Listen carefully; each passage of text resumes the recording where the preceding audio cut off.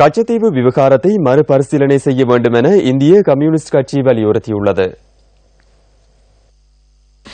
சென்னை தியாகராய நகரில் நடைபெற்ற கன்னட கூட்டம் ஒன்றில் உரையாற்றிய கம்யூனிஸ்ட் கட்சியின் தேசிய செயலாளர் டி ராஜா இதனை கூறியதாக தி ஹிந்து செய்தி வெளியிட்டுள்ளது.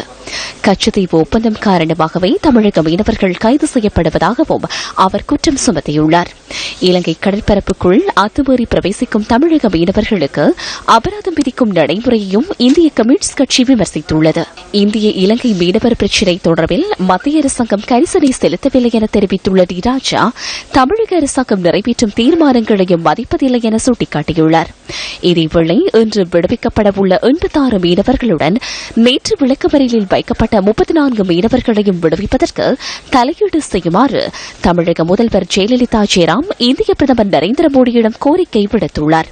தமது வேண்டுகோளுக்கு அமைய இந்திய மத்திய அரசாங்கம் இலங்கை அரசாங்கத்துடன் கலந்துரையாடி 86 மீனவர்களை விடுவிக்க நடவடிக்கை எடுத்துள்ளதாக தமிழக முதல்வர் இந்திய பிரதமருக்கு அனுப்பியுள்ள கடிதத்தில் தெரிவிக்கப்பட்டுள்ளது.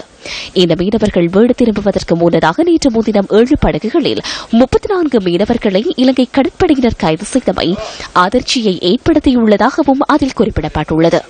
இலங்கையில் தடுத்து வைக்கப்பட்டுள்ள 46 படகுகளையும் மீட்பதற்கு மத்திய அரசாங்கம் துரித நடவடிக்கை மேற்கொள்ள வேண்டும் என ஜெயலலிதா ஜெயராம் மேலும் வலியுறுத்தியுள்ளார்.